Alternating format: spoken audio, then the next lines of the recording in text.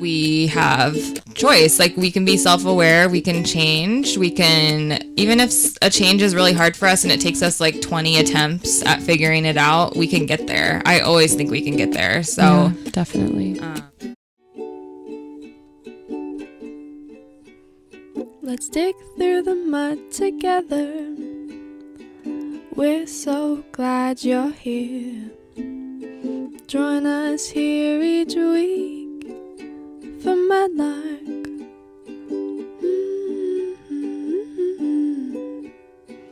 Ba da da da da.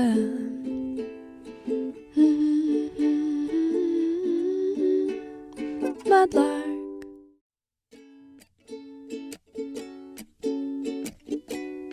Hi loves, welcome to Mudlark. I'm your host, Dani Boltz, and I started this podcast because I believe that our stories are what connect us, especially the darker, more challenging parts of them.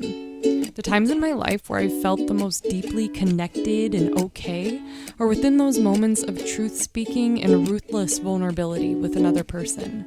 Here we talk about topics surrounding inner child, addiction, friendship, love, sex, creativity, connection, community. Really, this is the place where we talk about all the things, especially the things that are sometimes just simply hard to talk about.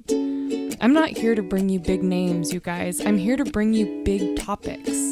And now it's time for us to dig through the mud together. Let's go.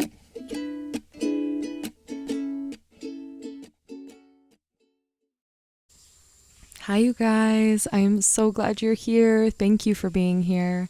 I'm really excited to share today's conversation with you. I am talking with Courtney Santoro. She is one of my really good friends and an intuitive astrologer. Today we go super deep. We talk about north nodes, south nodes, sun, moon, all of these things. If you have no idea what those mean, you are in the right place. And she talks so candidly about her experience of being someone in her early 30s and just going through a hard time. And I'm just so grateful for her authenticity and how she just fucking showed up so clearly herself. Can't wait to share her with you. So maybe we should just do that. All right, let's go into the show. I will see you on the other side. I know. You're like, you remind me right now.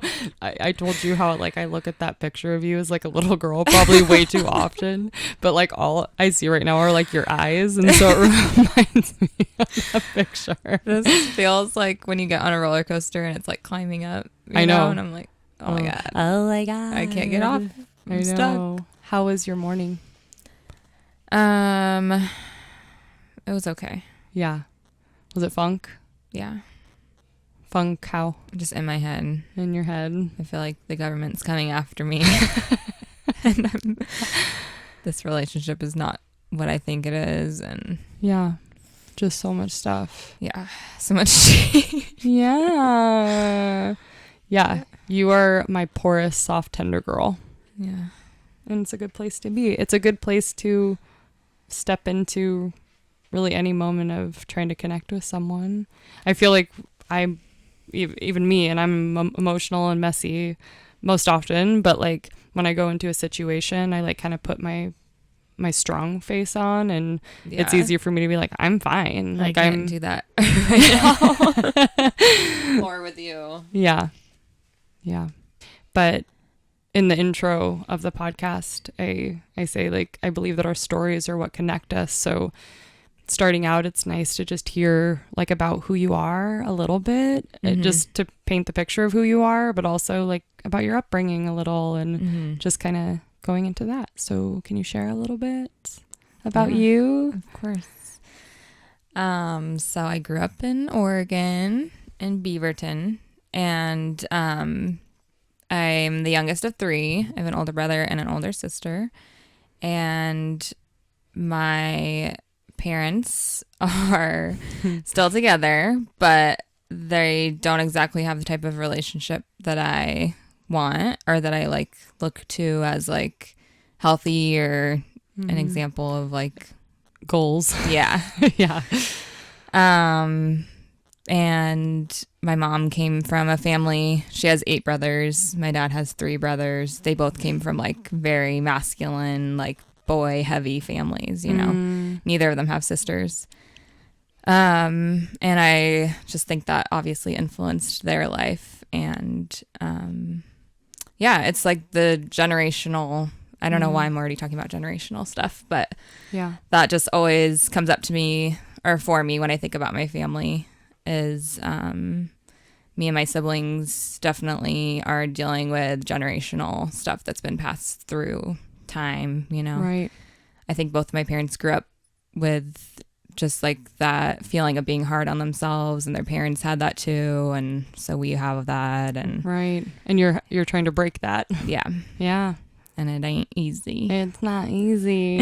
No. Do you and your siblings talk about this openly? Yeah, now we do. Yeah. We just recently, like in the last couple years, I feel like, because I'm like really keen into it. Yeah. And then my brother just went through like a divorce, so he got like cracked open, and Yeah. my sister's been dealing with more shit, and just the way, like, me opening up about like how stuff from childhood has affected me, like I think we are all just starting to see Yeah. it all and how it comes out. And I bet there's like this feeling of, okay, I'm less alone in like being a witness to all of this, but there's also probably some fear because you're like, fuck, it's true. yeah, It is bad. It is hard, or it's not perfect. And yeah, and it feels just heavy sometimes and daunting, and like it's hard to look at like families or like people that just seem like relationships come easy and like all of that, and just be like, I never just had a fair chance or something. Yeah, I know. No, I get it. I know what you're saying, of just that feeling of like, am I gonna be able to make it?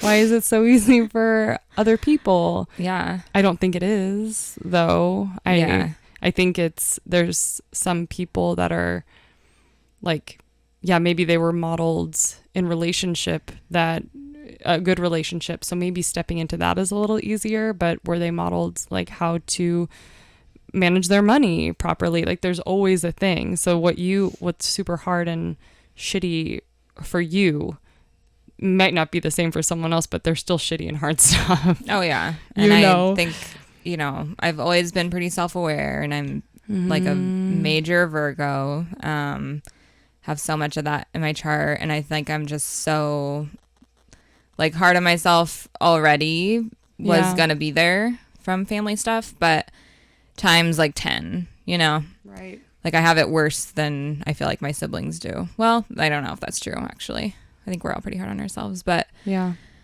So I think a lot of it just comes from that lens, and then I look at other people and I just automatically assume that everything, that you're more messed up than they are. Yeah, and that they just know how to like exist, have a job and make money and like everything. I get it. I mean, that's how I've always felt with like money and work. I'm like, how the hell are they able to like work for somebody?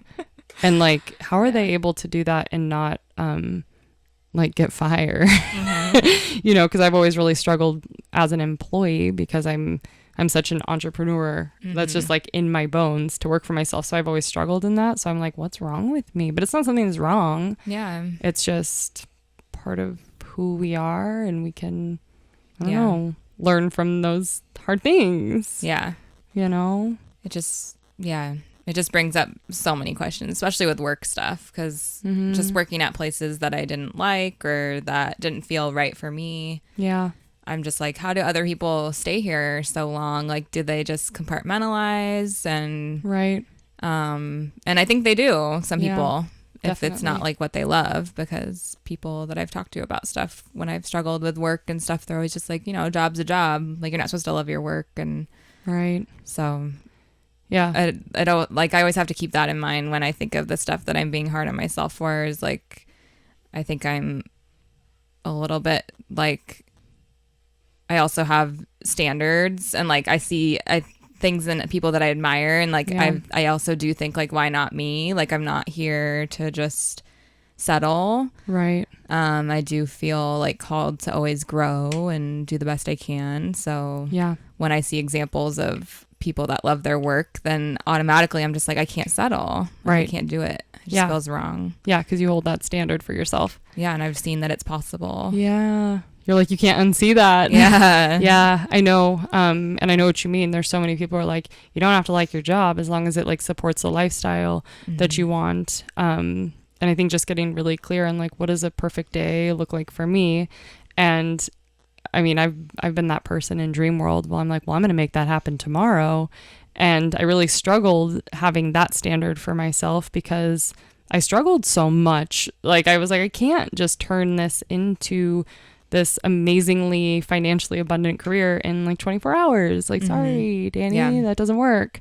But I think we can keep the standard, but also give ourselves grace and patience and just the time. Definitely. And yeah, like there's also so many examples of people that have like worked in some job that's not maybe their dream job or ideal situation for so like many years, and they learn so much from it, and then they can apply it to like other things that they do. And so I'm definitely not also saying that you have to love your job or that it has to be like your dream job tomorrow. Yeah.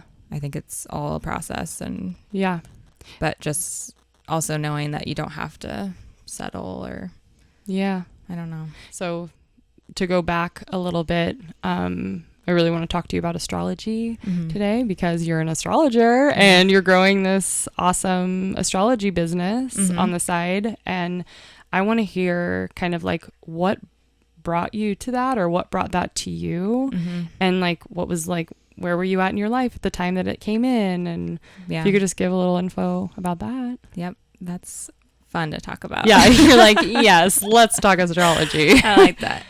I won't cry when I talk about this. I don't know, maybe. Yeah, maybe. We'll but see. Very sensitive today. And I'm a Cancer rising, so. Yeah. But juicy mama.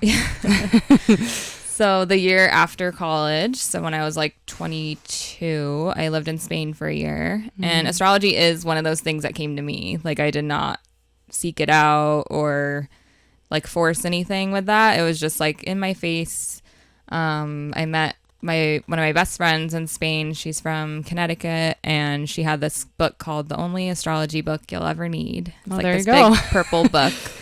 And I didn't really have that many books in Spain that year that were in English. Like, I read like a couple on my way there. And then, so I just dove into that book and like obviously read all the Virgo stuff first because I knew that was my sun sign. Yeah. And I was like, yep, I've always felt it was so accurate for me. And, but I had only ever read like those like just very tiny little blurbs in like magazines or whatever else. So, but then the book had things about moon signs and your Mercury and your Mars and your Venus and all of that. And I didn't even know that that was a thing. So when I read my moon, and my moon's also in Virgo, which my moon and Mars are in Virgo. My IC, it's called, is in Virgo. So I have a lot of Virgo placements. And I think that's why my sun sign always felt so right to me. Like I never questioned that. Because it also lives in so many other like aspects of your chart. Yeah. Okay. Yep. So learning about all my other placements was just like mind blowing. And I was like, they're all spot on. And like, obviously with astrology, you like if you're reading in a book or online or whatever, you do have to take it like, you have to take it energetically. Like, you don't say, okay, everything that it says about my Mars sign is true. Right. It's a blend of energies. So you have to kind of use your intuition with that and be like, yeah, that's my Mars, but then I also have a Cancer rising. So like that plays into it. And so it's just like this big blend of energies. And I understood that like right from the get-go. And it just made so much sense to me. Yeah. I bet there was like that feeling of validation too. You're like, holy shit, like this is why I am the way I am, and the way that's one of the main things about astrology is it's just so validating, and it's just it's like you can like a therapy session just for yourself, just learning some of that stuff. Yeah, you just feel so validated and understood, and And then it helps you understand other people and like really, really accept them. Like I read all of my family, like my immediate family's signs as much as I could without knowing like my parents' birth times and stuff. But I just like really devoured that book. Yeah.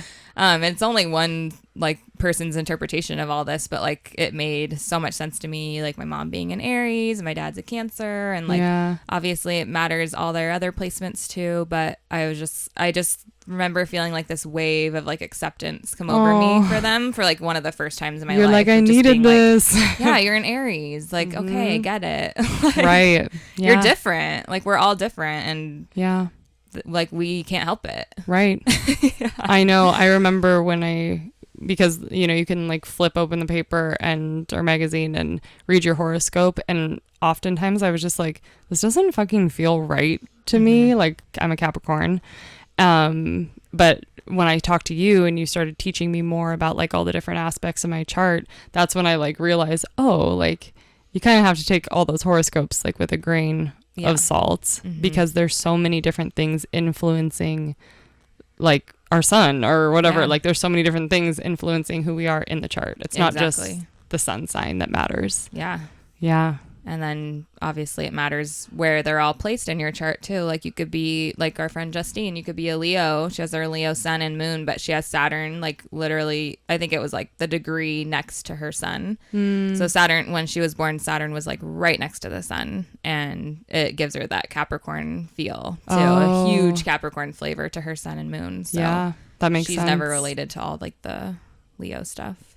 Can you, explain, and I still want to get back to more of like your story, but can you explain just like the most important aspects of the chart, just for like, I mean like complete beginner, because I still consider myself like a beginner, but just like if the listeners want to go out and like look up their chart on, what is it, Astro Cafe or Astrology, what's the other one? I always recommend cafeastrology.com for beginners, the natal chart on there, because it gives you a little bit of a breakdown of information after it tells you your placements, so that you're not just like, okay, I know my placements, but I don't know anything that this means. Like that site at least gives you some info to go down and read.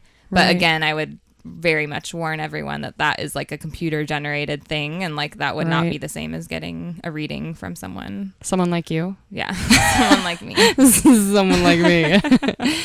So but if they go and pull up their chart right now, what are some of the aspects of the chart that they could look at and then kind of dive into, like Google, oh, my moon in this, or could you share that? So sun, moon, and rising are the three that I always recommend. And like if you are a millennial that's heard anyone just talk about astrology, and also the generation below us, I can't remember what they're called, but they seem to be really into it, at least as far as I can tell from social media. Everyone is going to ask you those three: your sun, your moon, and your rising. So get on board. And your sun is Virgo, your moon is Virgo, and your rising is Cancer. Okay. And can you explain what those are? So your sun is kind of like this core essence of your personality. Some people say it's like your ego.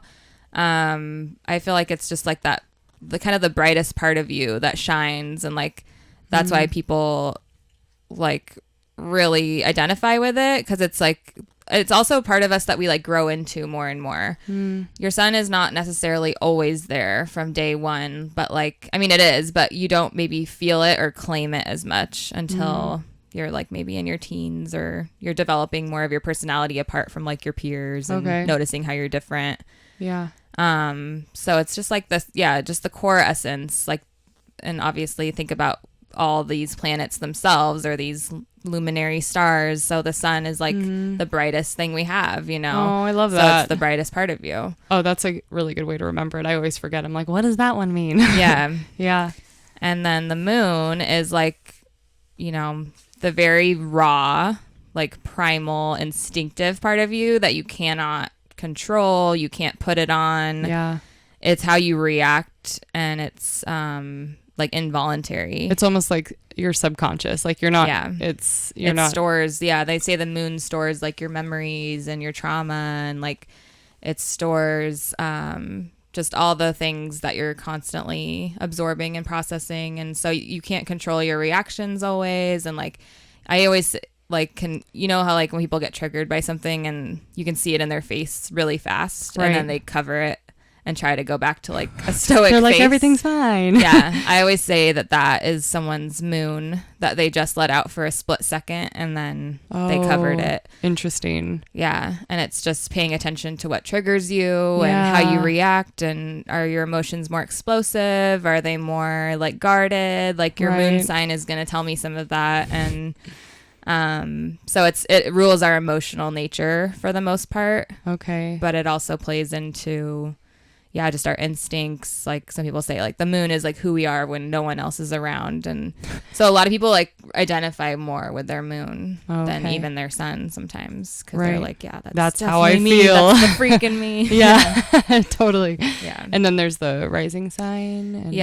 And the rising is more like, so I always heard it as like the mask that we wear and like how people first see us and our first impression, and then like more recently, one of my favorite astrologers has talked about like it's not a mask that we take on or put on and take off. Like it's always there. It's just this persona that we have, and so it might be more visible to other people at first, at like in a party or like a situation where not everyone knows you.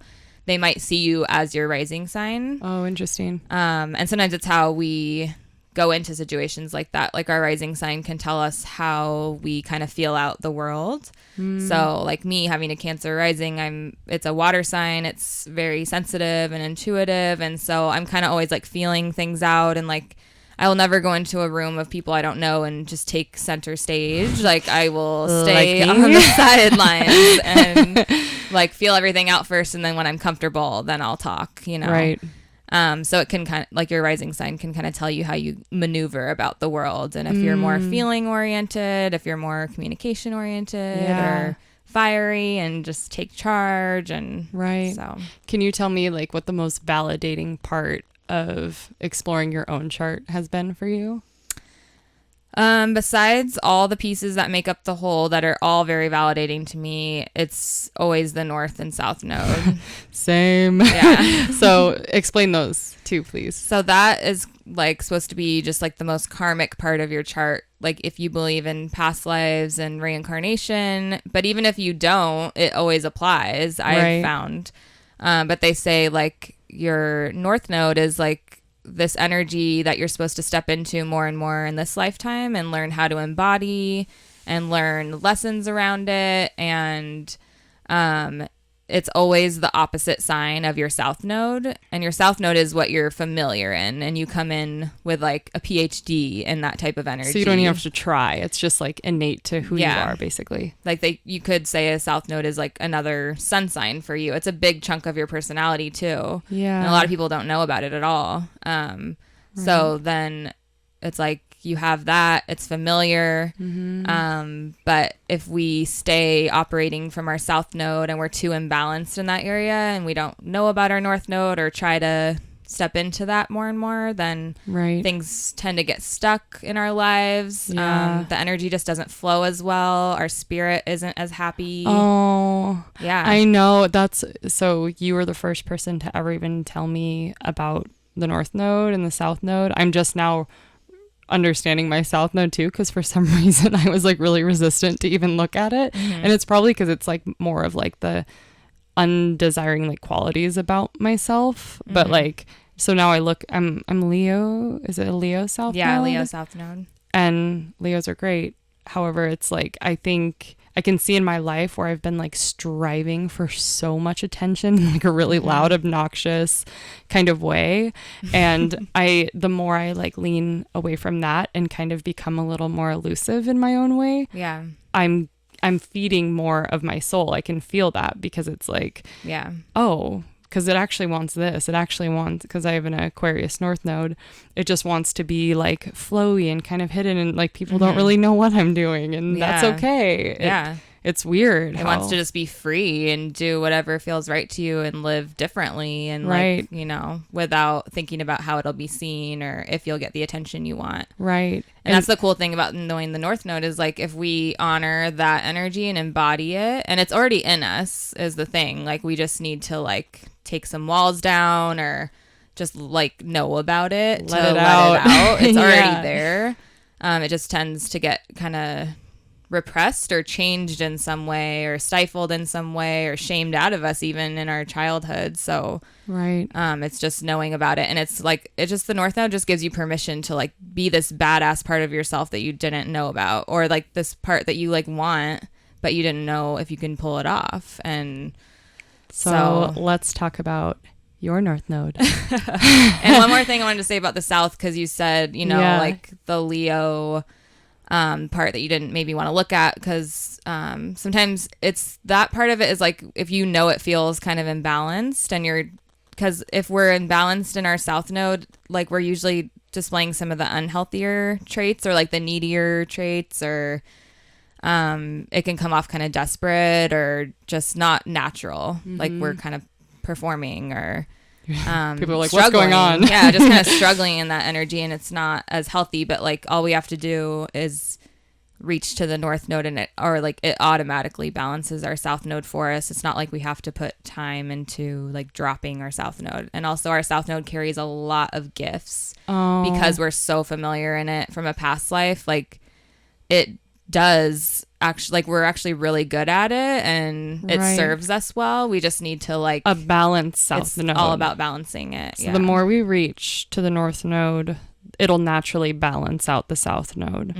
So like in your case, you're an Aries North Node, and your South Node is Libra. Yes. And my Aries North Node is in the 10th house, which is like Capricorn energy, and my South Node is in the 4th, which is Cancer energy. Oh my gosh. And I live it. It's like literally my life story. Yeah, absolutely. So like right now you're kind of working at embodying more of that Aries in you. How has that been? So why don't you give a little bit of information of what like an Aries personality is? So Aries is the first sign of the zodiac, so it's more like instinctive. It's almost like this eternal like toddler energy that's like, I want this or I want that, and it's like no shame and about, I'm gonna get it. Yeah, like no shame about its wants or needs. It's just it has them, and it's like, yeah, I have them. Yeah. You know, and it just wants to go after things and wants to take action. It's ruled by Mars, so it's all about action, and it can be very fiery and even like aggressive or sassy, but go get her assertive sassy too. Yeah. And you know, sometimes in our culture they can say that Aries energy could be selfish or bitchy. Yeah. Yeah. But really it's so admirable, and it's just knowing what it wants and taking action. Like what's wrong with that, really? Right, exactly.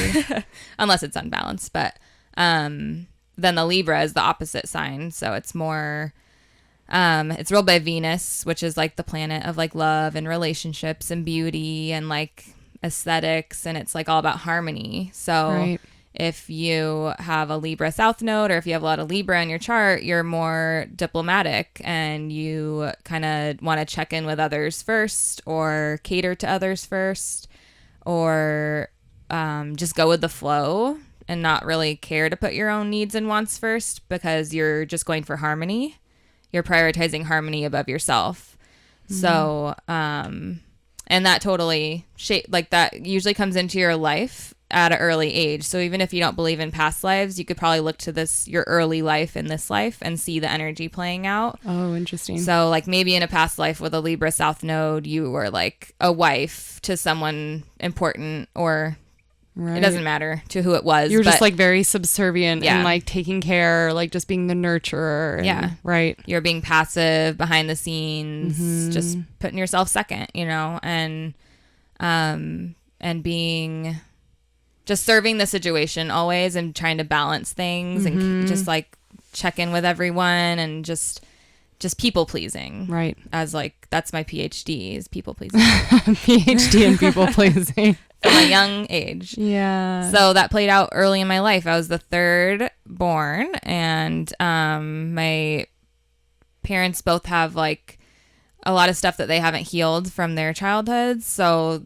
like it would, whenever, especially when they're stressed, like they're amazing people. I love them so much. But when they are stressed out, they have a hard time with their moods, with communication. They don't know how to like really work through things and resolve things calmly or rationally. It's like, they go into like that primal like reactive mode, and it just can get kind of ugly and scary. And like, so my environment was kind of unpredictable, and I would like basically just be tiptoeing around and always feeling out everyone else's moods. And so I really didn't think I even had an identity when I figured out all of this stuff. I was like, well, wait, what do I want or what do I need? Because I don't think I ever followed that or explored that. No, as a because kid. you were too worried about like keeping the peace at the house that you weren't even thinking about what you needed. Yeah. And then I had all these different experiences growing up where like I played sports. I played 3 sports and I was decent at them to where my parents didn't want me to quit, even though I wanted to quit a few times. And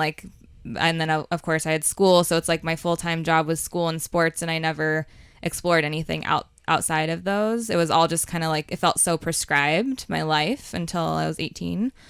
And also I had this weird thing with like my school district lines where when I went to middle school, all my friends from elementary went to a different middle school than me. And then the same thing happened when I went to high school. Like I lost all my friends to a different high school, and like something with like where I lived and the boundaries, I had to like start over at every school, and I was always the new kid. And I see that playing into my Libra South Node so well, because at each school, it took me some time, but I was able to make friends and get in with like the group that I thought was cool or that I admired. Right. And I feel like even in those circumstances, I don't know if I was being myself completely, because I was always measuring and feeling out everyone else, and just it felt calculated at times and not super authentic, but I also didn't know who the fuck I was to be that authentic. And I have so many Libras in my life, you know, my husband, my stepdaughter, my grandma, my cousin, like so many Libras. And I know that kind of like, I don't know if this is accurate, but I sense kind of like this chameleon kind of energy. And it's like, I'm going to be what this person wants me to be right now. Like that, when it's an unhealthy, unbalanced Libra, like it can be that in a big way. Definitely. They can be shapeshifters like that. And it's just trying to like, bring balance, bring peace. Like some Libras, I mean, honestly, like you can also think of examples like Eminem, the rapper, or Simon Cowell, where like there's Libras out there that aren't into bringing peace, but they are still trying to balance the situation that they're in. Right. Like if they see the world as being too fake, then they're going to be really fucking honest, and they don't care what that looks like.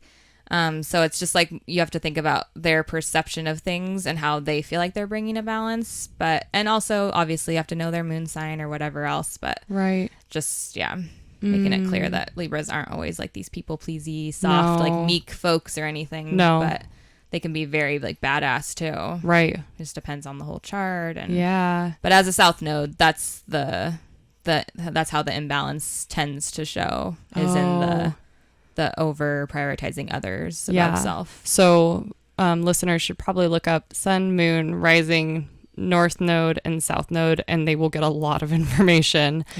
Or just go to your website to sign up for a reading with you, because you go in depth. You have different types of readings that you do. Can you talk about those? And I'm also recording like North Node, just like little snippets of North Nodes, like all of them, so that like when you go to my website and put in your email, I'll send you what your North Node example is, just so you get like a preview.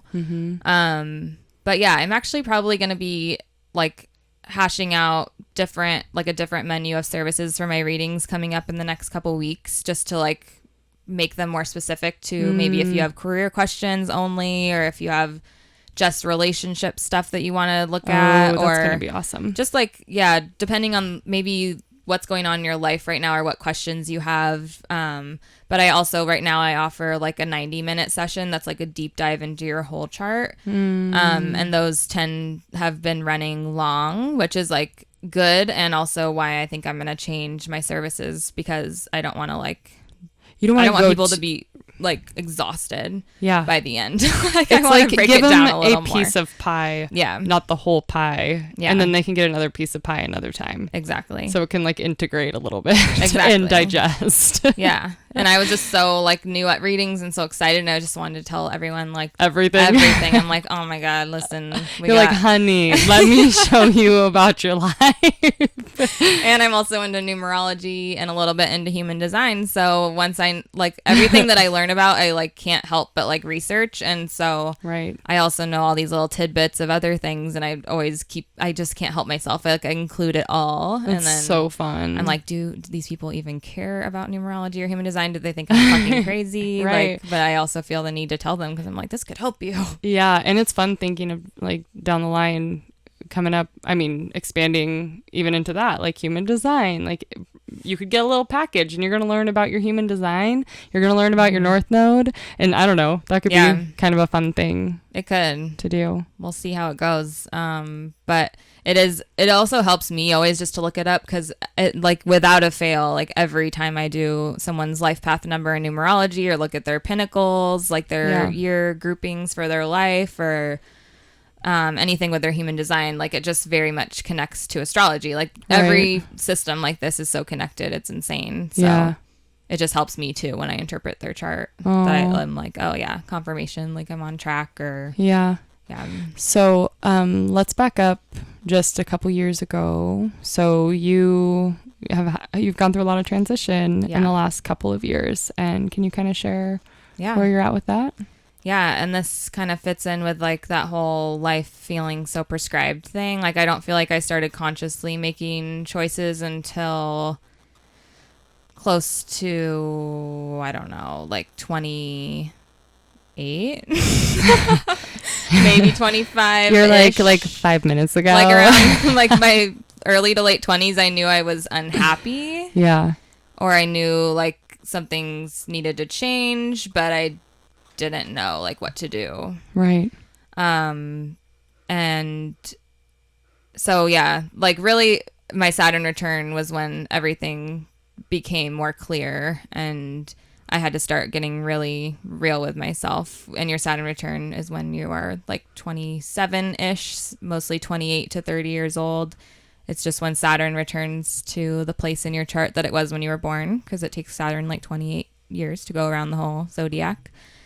And Saturn is like this taskmaster, like kind of a drill sergeant planet, but mainly just a teacher. He's just like a very wise teacher, and he doesn't like give it to you easy usually. No. He's here to like teach you all your hardest lessons that need to be learned. Yeah. And that's another thing with like knowing about astrology and like being more tapped into this stuff, is it's so much like it just helps you to know, like instead of just feeling like you're going through so much shit. Me knowing that it was my Saturn return, I was like, well, at least it's for a reason. It's helping me. I'm learning things. Like it'll set me up for like the next however many years, another 30 years till he comes back around again. But like a lot of people don't know, and like I feel like they don't get the lessons, and then like stuff remains stagnant in their lives. Yeah.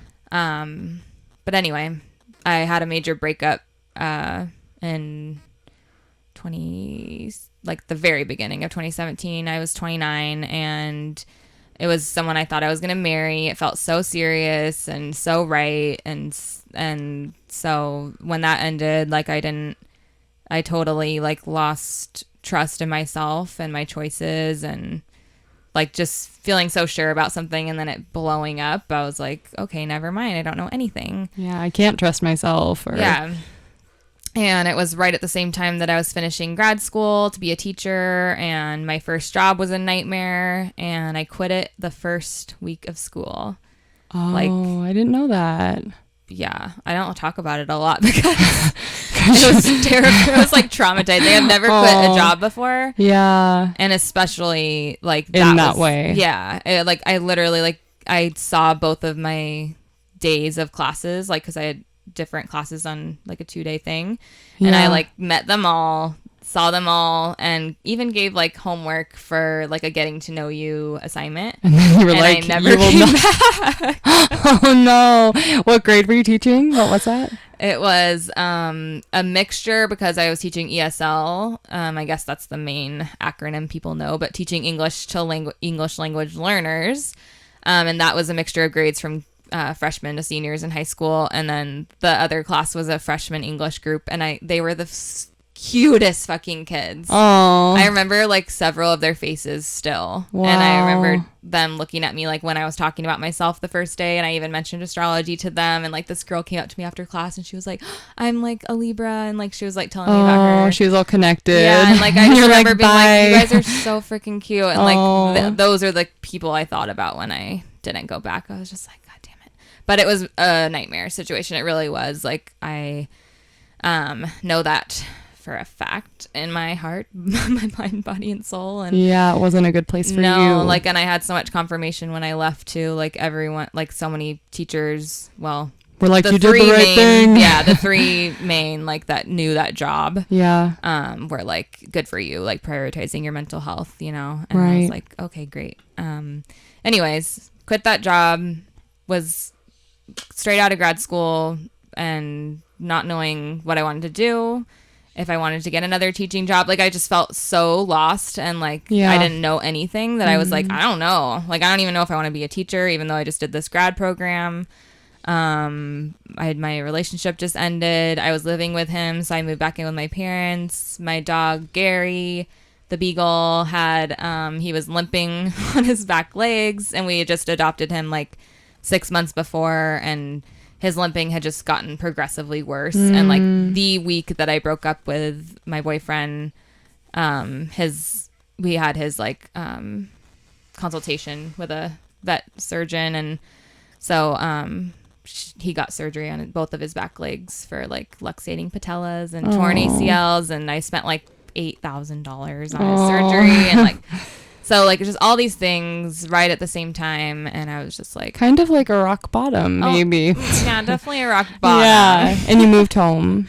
Yes, and moving home was probably the hardest thing for me of all of it, because I was just like, I'm back home. Back home. Here we are again. I tried to go out in the world and like I can't it didn't work. It. Yeah. Yeah, like I don't have what it takes to make it in the real world. So here I am. I know. Hey, Mom and Dad. It can feel like such a defeat. I know. My God. I did it too. I know. It's crazy. Yeah, and that's been the biggest lesson for me. I mean, I've been there for 2 years. I'm just about to move out. Yeah. And I've been there for 2 years just feeling like, well, I would say for the first year that I was there, I was just recovering from all of that. Like the shock of all these big changes, and just the shock of like, who the fuck am I? Right. And never mind about everything. And so it took me about a year to just like feel a little bit normal again. But then it was just like all that loser feeling was so pervasive for me. I just felt like such a loser. Like you couldn't tell anyone about who you were at that time. You're like everywhere I went, I had to think like, who's going to be there? What are they going to ask me? That's like, the worst feeling. And of course they always asked me, because I was They're like, what are you doing, honey? Yeah, because I was carrying that energy of like, please don't ask me. So they're and, like, what are you doing? And like, yeah, it would always come up, and like in front of like a group of people, I would just like blush and be like, yeah. And I suck at lying, and I would mostly always tell the truth. And so, or maybe like sugarcoat it a little. You're like, but I'm just there for the weekend. Yeah. You're like I would give like qualifiers too. I'd be like, well, my dog had surgery, or like, I just had this breakup. And I mean, I think it's okay. I was just trying to give like my circumstances, because I didn't want people to think that I like was a loser. I know. And so I just felt like I had to like tell them every reason why. I know. So that they wouldn't think that. And so since I've met you, we met roughly 4 or 5 months ago. Yeah, it was in April. Yeah, so. We met at the Find Your Creative retreat on the Oregon coast. So weird. I know. It feels like it's been a few years. 17 years. A lot's happened in the last few months. But I feel like it was kind of in that moment that you went to this place of like, well, what if I was a loser? Like, what if everyone just saw me as a loser? And then kind of coming to that place of like, and I'm still okay. Yeah. And so I felt really honored to like meet you at the time that I met you, and just see you owning your story and being like, but this is where I'm at. This isn't who I am, but this is where I am physically, where my body is at. and it's okay. It took me so long to get there, and I'm still not there. I still have it come up all the time. Yeah. But the only thing that's helped is telling people about it. Like, that's the only thing. And seeing that people don't judge me, and even if they do, like, just knowing that that's not my person, you know. But yeah, like that, I think I started writing about it just on my Instagram a little bit here and there, or I started like this little blog to get like my astrology stuff going. And then that was in like February of this year. And then like 2 months later, I went to that retreat, and just like things have just been unfolding in such a better way because I'm just owning who I am. And owning who you are. Yeah. Even though it feels so raw still. Right. I don't know if it was like at the retreat that I told you this, and this is not something I came up with. I don't know where I heard it, but just this idea, and now I call it a knowing that like the opposite is the medicine. And so like it was in those moments in your case of where you feel uncomfortable, like maybe you should just kind of hide the fact that you're like living at home with your parents. If it feels constricting and scary, then you should probably lean in and talk about it. And every time you do it, it's been better, and you've met so many more people. Yeah. And the first time I heard you say that at the retreat, I'm like, well, okay, she knows what she's talking about, like, because that is what astrology is too. Like, that's all I see in charts is the opposite is the medicine. Like, we're all imbalanced in some way. Oh, and like what you just said, like kind of the more we leave like the comfort of our south node and lean into the opposite, which is the north node, the better our life feels. And it happens everywhere in the chart too, because even our moon sign, even with our moon, we can feel kind of imbalanced. And that's all astrology is really, is just there's 12 signs, and there's the planets that correspond with them, and they all have like this archetype that fits them. And so it's all just knowing the polarities between each sign, because every sign has an opposite. And so that's like, it comes up all the time where I'm even just in conversation, I'm like, I can tell like what side or like what sign someone might be strong in, but like lacking the opposite. And it's not like the goal is to be so fucking balanced, but it just serves as a guide. Yeah. You know?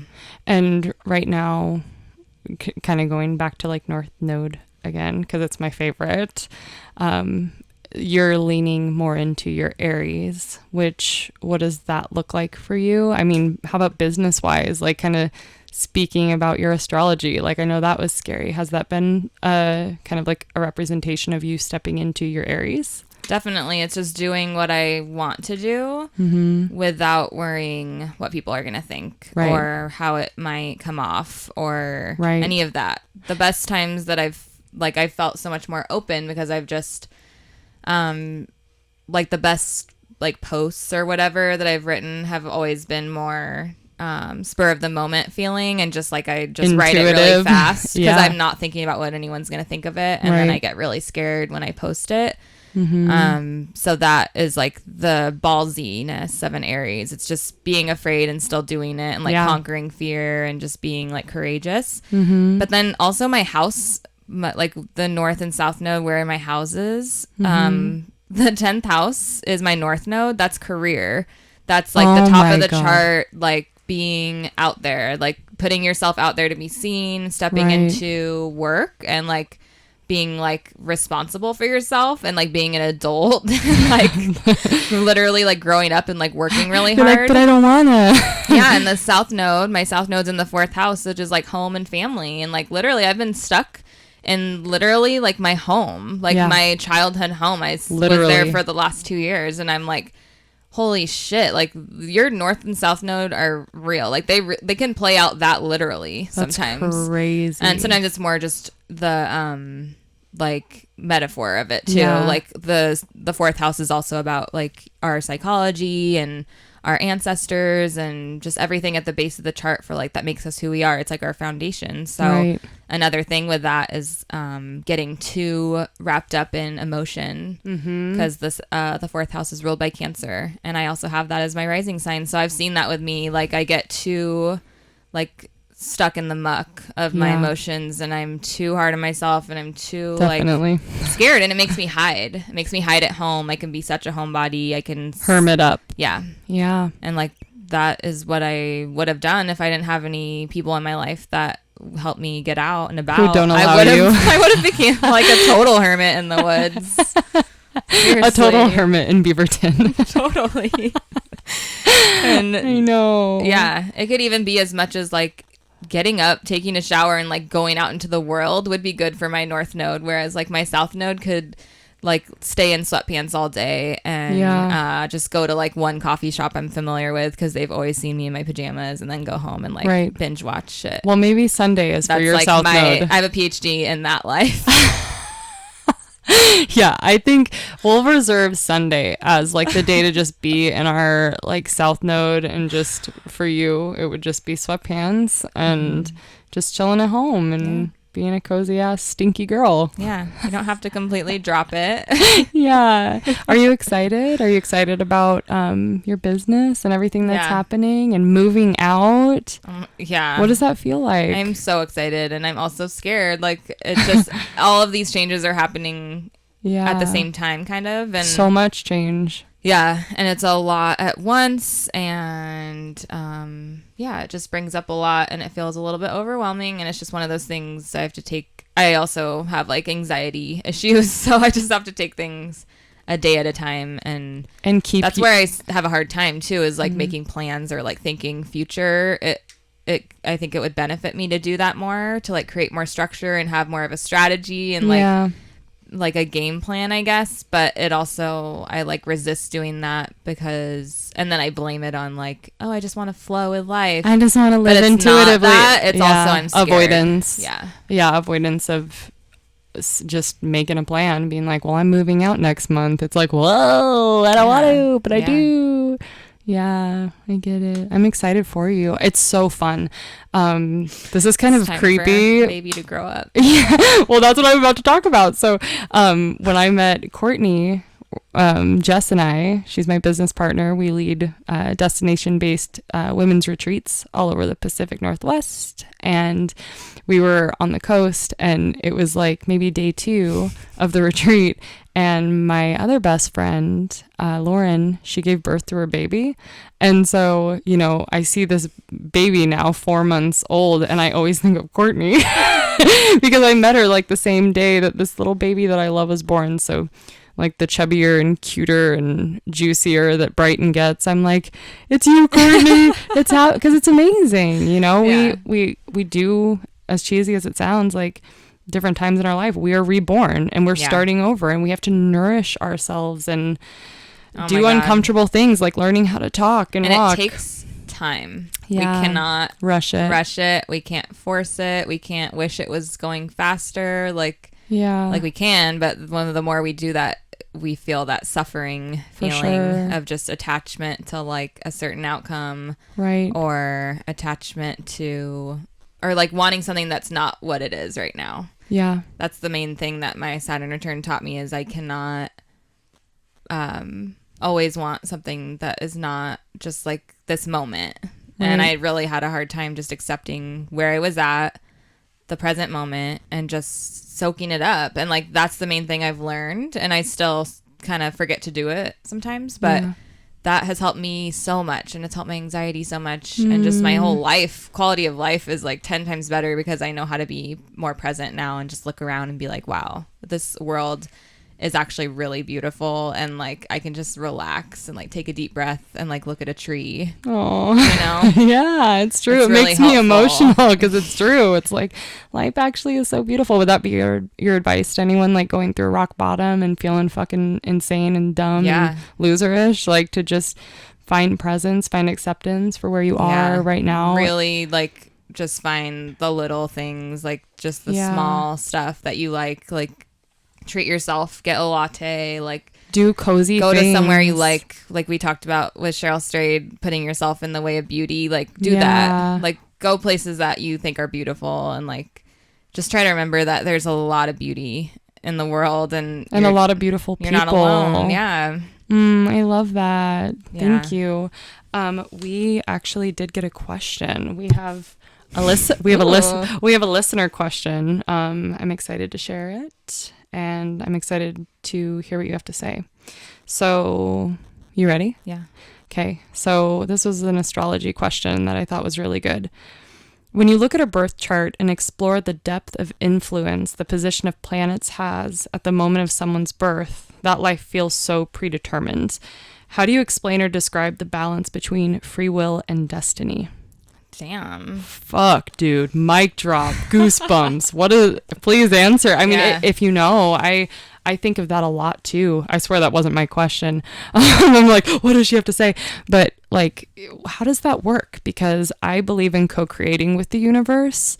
How does that work if like when we're born, it's all predetermined in there? Do you know? Do you? Yeah. Do you? Do you know, honey? Tell me everything about astrology. Sorry. Oh my God, I love it. So yeah, what did she say at the end between destiny and he said, sorry.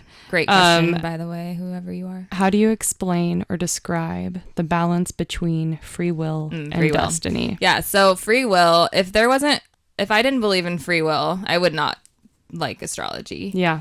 I wouldn't. I've had astrology readings that scared the shit out of me in my 20s. Mm-hmm. I've left them crying. Oh my God. Yeah. You're like, stop it. No. I've had a lot of readings, and I think because I was so into it and so interested, and right. I know what it's like to go to an astrologer and feel lost and completely lost, completely scared, and like having a hard time with the unknown and where I'm going and what I want. And then I go to someone because I want them to tell me what to do or give me something. Like I just want someone to tell me the answers. Give me the answers because I don't know them, or you think you don't know them. Yeah. And the best people have always just helped me see or like feel out like my strengths, or give things that like are very validating about my personality, and like maybe give me an idea of like the season of my life right now and like some of the transits that are going on, but they don't tell me like what's going to happen or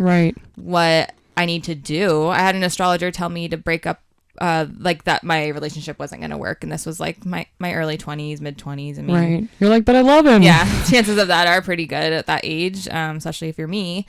But like to me, she had no right to do that. Like I think that's fucked up if you tell someone what to do. It's like going to a therapist and them telling you within 5 minutes that you're a sex addict. I'm like, fuck you. Yeah.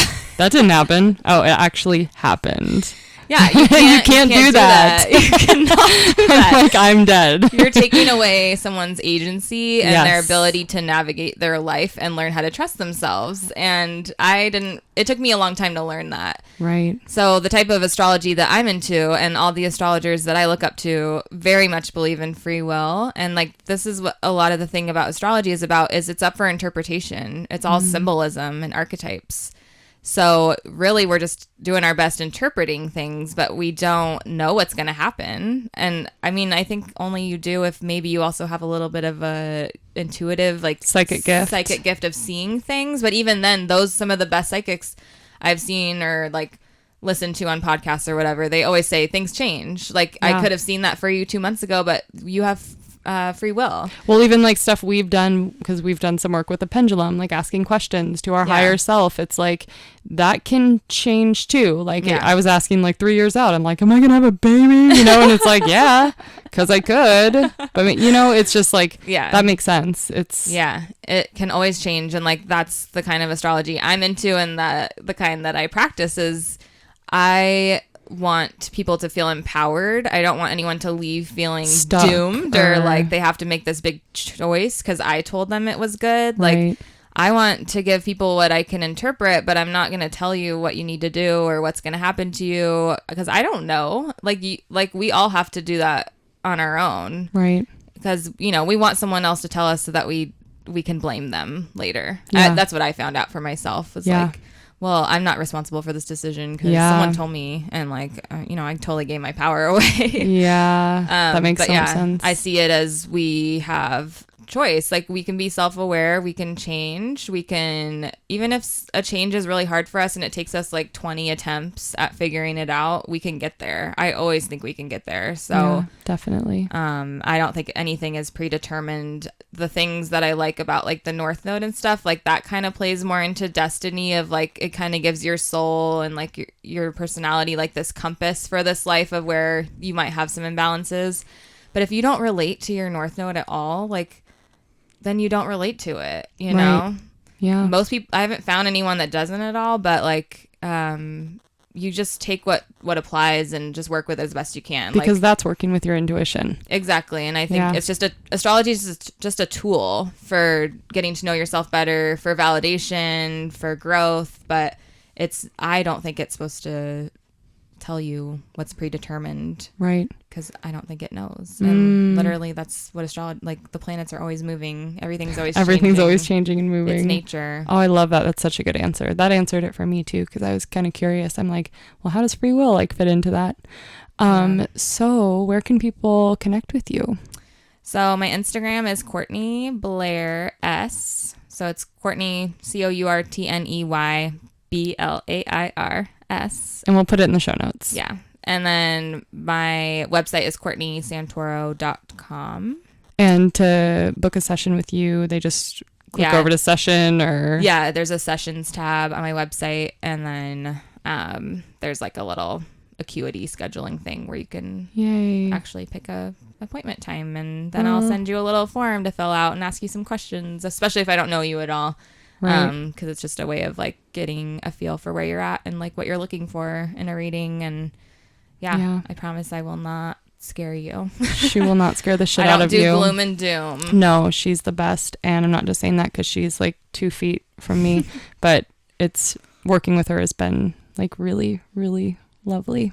But thank you so much for being here. Thank you. This is so fun. I want to have you come on again and we'll go more in depth in charts. And then I also want to talk to you when you're in your new place. So we can just kind of let everyone know where you're at and how you're doing. Yeah. Love you. As I'm born more and more. It's crazy. I know. Going out in the world. I'll report back. Yeah. Thank you. Thank you. Bye. Bye. Isn't Courtney great, you guys? Thank you so much for listening to that conversation. I left that feeling just really connected and cozy and excited about astrology, even more so. I'm already such an astrology geek, but that just made me really pumped.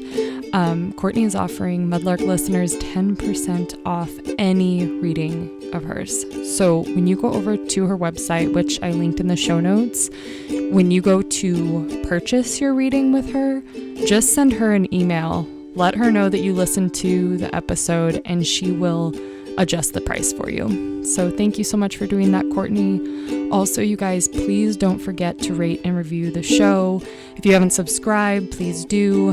The most important is the rate and review. Obviously the subscribe, because then you'll know when the shows come out every Tuesday and Thursday. But the rate and review is what's going to help the show get heard by more folks who could possibly really benefit from the topics we're talking about here at Mudlark. So please do that. When you do, send me a screenshot and I'm going to send you free access into a 3-day course that I'm developing. What the heck? That's like a really, really freaking good deal. You get to try it out before anyone else in the world. So do that screenshot and send it my way, and I will send the course over to you within 24 hours. I'm so excited. Love you guys. I will see you soon. Bye.